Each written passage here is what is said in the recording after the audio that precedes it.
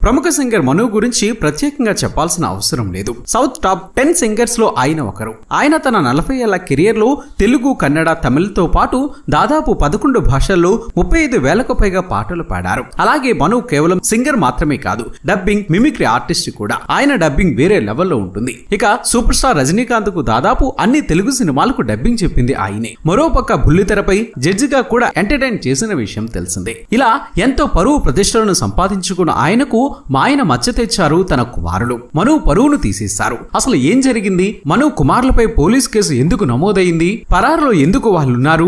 అసలు వాళ్ళు ఎవరు? వాళ్ళు హీరోలుగా చేసిన సినిమాలు ఏంటి? వంటి ఎన్నో నమ్మలేని నిజాలను ఈ వీడియోలో మనం తెలుసుకుందాం. వీడియో చాలా ఇంట్రెస్టింగ్ గా ఉంటుంది. ఇలాంటి ఎన్నో ఇన్ఫర్మేటివ్ వీడియోస్ కోసం మీ సపోర్టుగా జస్ట్ ఒక లైక్ చేయండి చాలు. మరి ఇక్కడ సింగర్ మను ఫ్యాన్స్ ఎంతమంది ఉన్నారో ఫటాఫటా లైక్ కొట్టేయండి. తన మధురమైన స్వరంతో ఎన్నో పాటలు పాడి ఎంతో మంది ప్రేక్షకులను అలరించిన గాయకుడు సింగర్ మను గారు. ముక్కాల ముక్కాబుల, ప్రియా ప్రియతమ రాగాలు, తిల్లానా తిల్లానా, భద్రం బీ కేర్ఫుల్ బ్రదరు వంటి పాటలు అతిగా ఆశపడే మగాడు, అతిగా ఆవేశపడే ఆడది సుఖపడినట్లు చరిత్రలో లేదు, నా దారి రహదారి, నాన్న పందులే గుంపుగా వస్తాయి, సింహం సింగిల్ గా వస్తుంది వంటి డైలాగులు, ఆ హిట్ సాంగ్స్ పాడిన గాత్రమే ఈ సూపర్ హిట్ డైలాగులను కూడా పలికింది.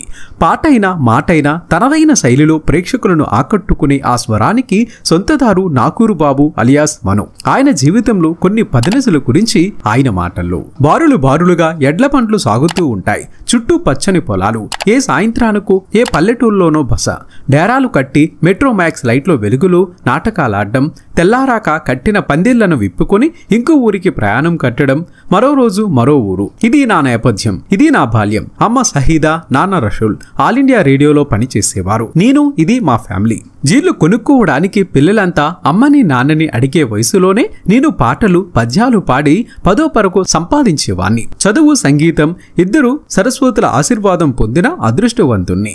మీకు తెలుసా, గాయకుడిగా పరిచయం అవ్వక ముందే బాలనటుడిగా తెర మీద కనిపించాను నేను. అది ఎలా జరిగింది అంటే, నాటకాల నేపథ్యంలో అమ్మ వాళ్లకు దాసరి నారాయణరావు గారితో పరిచయం అయింది.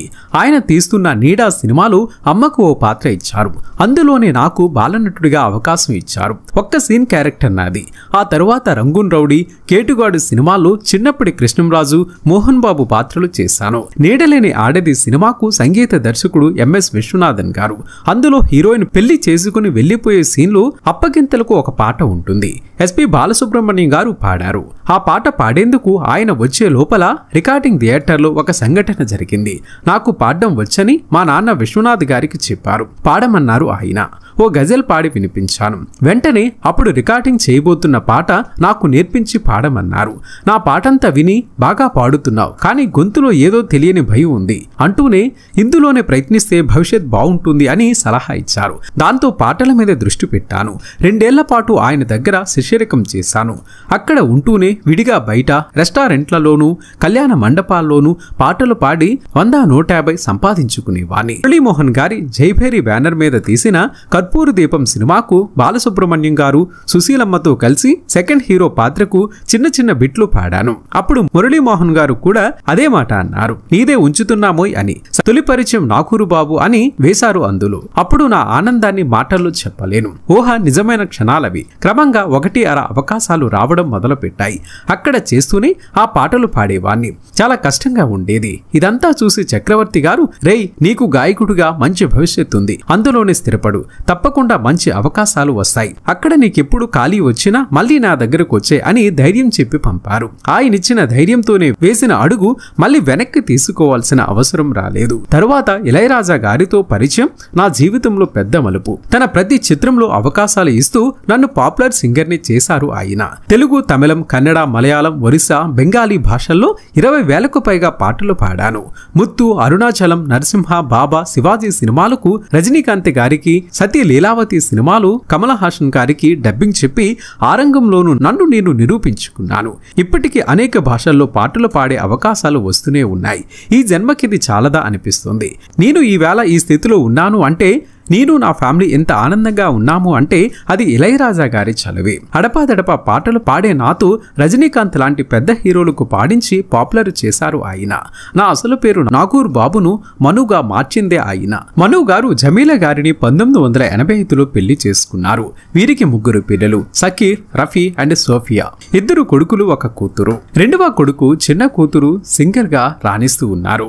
ఇక పెద్ద కొడుకు షాకీర్ హీరోగా సినిమా రంగంలోకి అడుగు పెట్టారు. ఈయన తమిళ్లో హీరోగా తెడిగెన్ అనే సినిమాతో ఎంట్రీ ఇచ్చారు. ఇక ఇందులో హీరోయిన్ గా నటించింది ఎవరూ కాదు, అరుంధతి సినిమాలో చైల్డ్ ఆర్టిస్ట్ గా కనిపించిన ఆ అమ్మాయే ఈ సినిమాలో హీరోయిన్. ఇక ఆ తరువాత షకీర్ పలు సినిమాల్లో నటించి నటుడుగా రాణిస్తూ ఉన్నారు. ఇదిలా ఉంటే సింగర్ మను కుమార్లపై తాజాగా చెన్నై పోలీసులు కేసు నమోదు చేశారు. మద్యం మత్తులో ఉన్న మను కుమారులు రఫీక్, షాహీర్లు తమ స్నేహితులతో కలిసి 2 వ్యక్తులపై దాడికి దిగారు. ఈ దాడిలో గాయపడిన వారిని స్థానికులు ఆసుపత్రికి తరలించారు. అసలు ఏం జరిగింది అంటే చెన్నై అలప్పాకానికి చెందిన యువకుడు, మధురవాయల్కు చెందిన 16 ఏళ్ల యువకుడు వలసరవాక్కం శ్రీదేవి కుప్పంలోని ఫుట్బాల్ అకాడమీలో శిక్షణ తీసుకుంటున్నాడు. వాళ్ళిద్దరూ మంగళవారం రాత్రి అకాడమీ నుంచి తిరిగి వస్తూ ఓ హోటల్లో టిఫిన్ చేసేందుకు వెళ్లారు. ఈ సమయంలో మను కుమారులు రఫీ, సకీర్లతో పాటు మరో 3 యువకులు అక్కడికి చేరుకున్నారు. ఈ క్రమంలో వారి మధ్య వాగ్వాదం జరిగింది. ఆ వాగ్వాదం కాస్త ముదరడంతో దాడి వరకు వెళ్ళింది. ఈ ఘటనలో కృపాకరణ్ అనే యువకుడు తీవ్రంగా గాయపడ్డారు. దీంతో స్థానికులు సమీపంలోని ఆసుపత్రికి తరలించారు.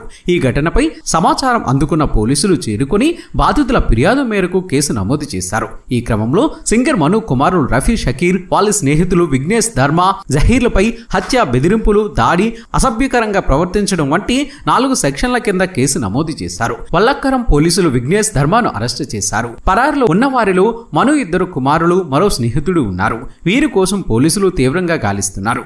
ఇందుకు సంబంధించిన వీడియోలు ప్రస్తుతం సోషల్ మీడియాలో వైరల్ గా మారాయి. ఈ వీడియోలో కొంతమంది వ్యక్తులు బేస్బాల్ బ్యాట్లు, కర్రలు పట్టుకుని రోడ్డుపై తిరుగుతున్నట్లు చూపుతున్నాయి. రోడ్డు పక్కన ఒక స్ట్రీట్ ఫుడ్ సెంటర్ వద్ద ఓ వ్యక్తిపై దాడి చేస్తున్నట్లు కనిపిస్తున్నాయి. గొడవ పడుతున్న వారిలో మను కుమార్లు కూడా ఉన్నట్లు వీడియోలో చూడొచ్చు. మద్యమత్తులో ఉన్న వీరు అసభ్య పదజాలంతో తిడుతూ దాడికి పాల్పడుతున్నట్లు వీడియోలో కనిపిస్తోంది. ప్రస్తుతం ఈ వీడియో సామాజిక మాధ్యమాల్లో వైరల్ గా మారాయి. ఎంతో పేరు ప్రఖ్యాతులు సంపాదించిన మను గారికి ఇదొక మాయన మచ్చగా మిగిలిపోతుంది. మరి దీనిపై మీ అభిప్రాయాన్ని కామెంట్ రూపంలో చెప్పండి ఫ్రెండ్స్. మేము చేసే ప్రతి వీడియో వెనుక చాలా కష్టం ఉంటుంది.